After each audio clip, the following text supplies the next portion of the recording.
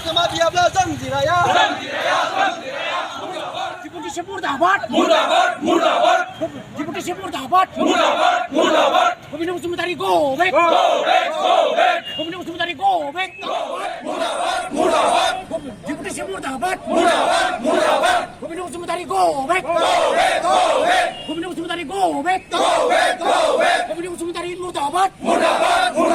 Pemilu Sementari Murdabat. Bicara Sarkar hai. Bicara Sarkar hai. Bicara Sarkar hai. Bicara Sarkar hai. Bicara Sarkar hai. Bicara Sarkar hai. Bicara Sarkar hai. Bicara Sarkar hai. Deputi Murdabat. Deputi go back. Deputi go back. Murdabat. SNDP long back. Pemilu Sementari go back. Pemilu Sementari go back. SNDP long left. SNDP long left. Jai Purari Day. Jai Purari Day. Murdabat.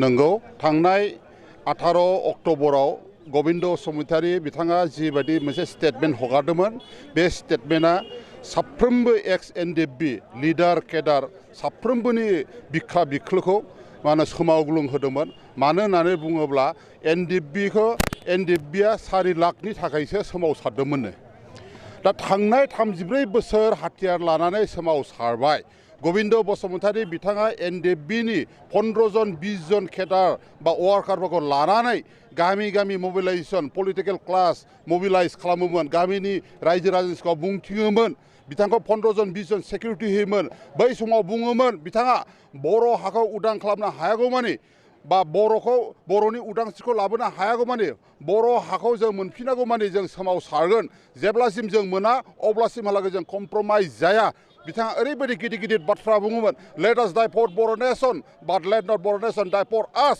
बेफोर बाथ्राखौ लानानै जोंनि सांग्रां एनडिएफबिनि मावथि लोगोफ्रा बिथांखौ हेभि security होनानै रायजोनि गेजेराव गिदिंहोनानै बैफोर बाथ्राखौ बुंहोदोंमोन दा बै बिथांखौ बेबायदि बुंबाय थानाय गिदिर खोथा बुंबाय थानायखौ नोजोर होनानै जोंनि सेंग्राफ्रा बिथांखौ सिकिउरिटि होयैनो दिनै मुंख्लं जालांबाय दिनै थांनाय 34 बोसोराव 2000निबो बारा एनडिएफबिनि मावथि सोद्रोमाया जिउ बावलांबाय दिनै खौलानिफ्राय आरम्भ खालामनानै जाब्रां बोहैथि मेरगादायना दिनै मोजां एनडिएफबिनि मावथिफ्रा दिनै जिउ बावलांबाय नाथाय बिथांमोना 4 लाखनि थाखाय मावाखैमोन बा जिउ बावाखैमोन दिनै एनडिएफबिनि संबिजिराव 4 लाखनि थाखायनो सोमावसारदों होननाय बेबायदि लिरनाय गैया टु लिबारेट दा बर'लेण्ड उइथ आर्मड स्ट्रागल बिदि होननायसो लिरनाय दङ आरो बे बाथ्राखौ बिथा खालामनायनि बिथाङा रायजो 34 बोसोर फोसावबोदोंमोन आरो बिथांखौ सिकिउरिटि होयैनो दिनै एनडिएफबिनि मावथिफ्रा मुंख्लं जालांबाय दिनै बैफोर बाथ्राखौ बिथाङा दिनै बावलांबाय दिनै बिथाङा दाख्लै जेरैबायदि खोथा बुंदोंमोन बे जोंनि बिखा बिख्लोखौ सोमावग्लुं होदों 4 लाखनि थाखायसो दिनै सोमावसारदों 4 लाखा मात्र थांनाय 27 जानुवारि 2020आव भारत सरकारजों जेब्ला सुक्ति जादोंमोन 3थि एकर्ड बे एकर्डआव जाबसिना होजानाय जास्टल' नाथाय एनडिएफबिनि संबिजिराव लिरना होनाय गैया 4 लाखनि थाखाय सोमावसारगोन होननाय दिनै बैफोर बाथ्राखौ गबिन्द बसुमतारीया बावजोब्बाय दिनै मा साहसजों मा गोसोजों मा बिख्लोजों बिथाङा बुंनो हाखो दिनै साफ्रोमबो एक्स एनडिएफबिफ्रा दिनै सोमोनांनो गोनां जादों बिथांनि बुंनाय रावाव बिनिखाय आं दिनै बिथांखौ खावलायहरदों बिथाङा थांनाय समखौ गोसोखांनानै मुंख्लंफोरखौ गोसोखांनानै जाहाथे बिथाङा बेफोरबायदि बाथ्रा दा बुंदों दिनै बिथांनि बुंनाय रावा मुंख्लंफोरखौ असमान होनाय जादों आरो एक्स एनडिएफबिफोरखौ असमान होनाय जादों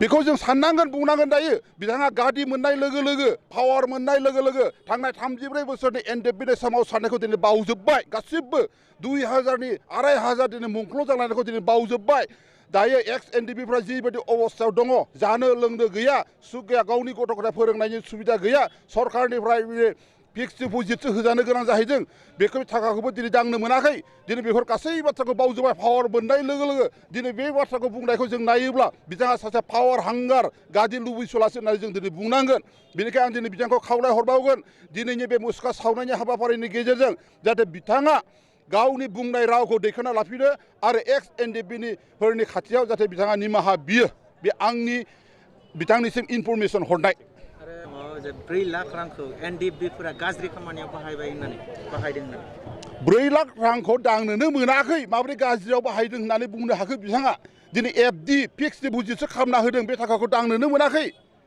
अब्ला बोरैहाय गाज्रि खामानियाव बाहायदों होननानै एक्स एनडिएफबिखौ बिथाङा बुंनो हाखो मा गोसोजों मा बिख्लोजों बुंनो हाखो बिथाङा बिथांनो आं कुइसन होनो बिथाङा जुदि 4 लाख थाखाखौ चेक होनानै दिनै होनानै गाबोननिफ्रायनो जुदि दांनो मोनोमोनब्ला जुदि बाहायनो मोनोमोनब्ला बुंनो हागौमोन नाथाय बेबो दिनै फिक्स डिप'जिट जानानै दङ बिथाङा खिन्थु मोनबाय होननानै बुंदों 4 लाखखौ गासैबो होदों थांनाय समाव 1200नि बारा जननो एफडि हिसाबै होना होदों फिक्स डिप'जिट खालामना होदों नाथाय बे थाखाखौ केस होआखै नैबे समाव बिथाङा जिहेतु बाथ्रा बुंबाय बे बाथ्रा बुंनाया माबाफोर सोरनिबाफोर षड़यन्त्र थागोन होनना सानदों बेखौ आङो रावखौबो दुसि हरनो थाङा बिथांनि जिथु एक्टिभिटिस बिथांनि जिथु मेन्टेलिटि बिथाङा गावनि इस्सा जानानै बुंदों होननानै आं बुंनांगोन मानो होननानै बुङोब्ला बिथाङा सरकारनि बान्दा जाना थाबाय थांनाय 34 बोसोर गाव सोमावसारबोनाय हाजार बर' सेंग्राफोरखौ लानानै आइजोफोरखौ लानानै सोमावसारनाय बैफोर संग्रामनि समखौ बिथाङा बावजोब्बाय दायो पावार आरो गादी मोननाय लोगो लोगोनो बावनानै सरकारनि बान्दा जानानै बियो इस्सा मथे गावनि माने गोसो मथे बाथ्रा बुंनायखौ जों खोनानो मोन्दों आरो आं दिनै बुंगोन बिथांनि थारा जबाय बिथाङा मेन्टेल हस्पिटाल थाहैनो समायबाय दायो बे बाथ्राखौसो जों दिनै बुंनांगोन दुखुनि बाथ्रा दिनै गबिन्द बसुमतारी मोननि दैदेननायावनो जों दिनैहाय एनडिएफबिआ गोलाव सम संग्राम खालामनानै 34 बोसोर गोलाव संग्राम खालामनानै दाख्लै 2020 मायथाइनि 27 जानुवारियाव जों सान्थि सुक्ति खालामबाय बिनि उनाव जोङो जेसेबांनिखि जोंहा हाथियार दंमोन बेखौ जोङो गभर्नमेन्टनो गथायनानै होजोब्बाय दा बिनि उनावहाय जोङो बयबो एक्स एनडिएफबिफ्रा गावबागाव न'आव थानो हमबाय दुखुनि बाथ्रा बिनि बे एकर्डनि गेजेरजों एनडिएफबिफोरनो थांना थानो थाखाय 4 लाख थाखाखै जोंनो होगोन होननानै बुंदोंमोन खिन्थु दिनैसिम बे रांखौ जों दिनै मोननो हानाय जायाखै मानोना बे रांफ्रा आसाम सरकारनि आखायावनो दङ बेंकआवनो दङ बेयो फिक्स डिप'जिट 3 बोसोरनि थाखाय फिक्स डिप'जिट खालामनानै दोनदों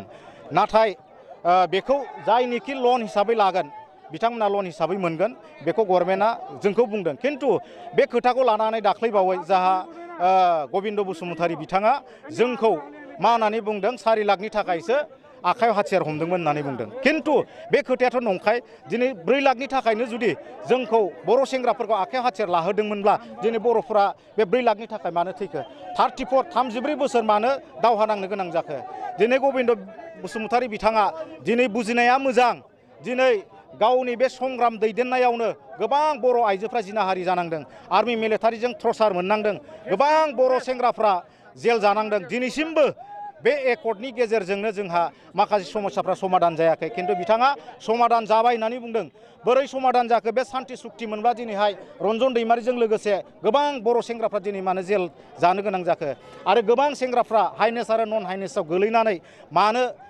केसाव मानो थानो गोनां जाखो दासिमबो जोङो दिनैहाय मास मोनसेयावनो खेबनै गाहाम जोङो कर्टआव थांना हाजिर जानो गोनां जायो जोंहा थाखा फैसानि अभाब दा बेखौनो बिथाङा बुंबावदों 4 लाख थाखा मोननानैबो मानो थांनानै थानो हायाखै मानो खस्थ' मोनदों होननानै बुंदों मानो अगदाबाव अर जोङाखै होननानै बुंदों बेथ' बिराद दुखुनांथावना खोथा ओंखायनो गबिन्द बसुमतारी नोंथांखौ जों बुंगोन नोंथाङा थाबैनो एक्स एनडिएफबिफोरनि माखासे सिगाङाव हान्थु खरायनानै निमाहा बिनांगौ आंनि बुंनाया येस गोरोन्थि जादों होननानै जोंनि सिगाङाव निमाहा बिनांगौ नङाब्ला नोंथांनि खाथियाव जोङो गोबांनिफ्राय गोबां जों आन्दालन खालामनो गोनां बाध्य जागोन চাওক আজি আমাৰ এক্স এনডিএফবি বিলাকে 34 ইয়াৰ্ছ সংগ্ৰাম কৰি পেলাই আজি চৰকাৰে সাৰেণ্ডাৰ হোৱাৰ পিছত 4 লাখ টকাকে এনে ৰিহেবিলিটেশ্যন হিচাপে দিছিলে, কিন্তু এইটো আমি ৰিহেবিলিটেশ্যন হিচাপে ধৰি লোৱা নাই।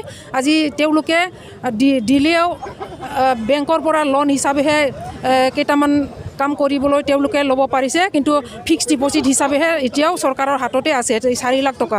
কিন্তু সেই টকাটো তেওঁ গোবিন্দ বসুমতাৰী ডাঙৰীয়াই জানে না নাজানে মই এইটো ক'ব নোৱাৰোঁ, কিন্তু তেওঁ যেনেকৈ মন্তব্য কৰিছে 4 লাখ টকাৰ কাৰণে যদি লগা নাই তেতিয়াহ'লে কিহৰ কাৰণে লাগিছিলে তেওঁ আমাক মানে কুৱেশ্যন কৰিছে, আমাক প্ৰশ্ন কৰিছে।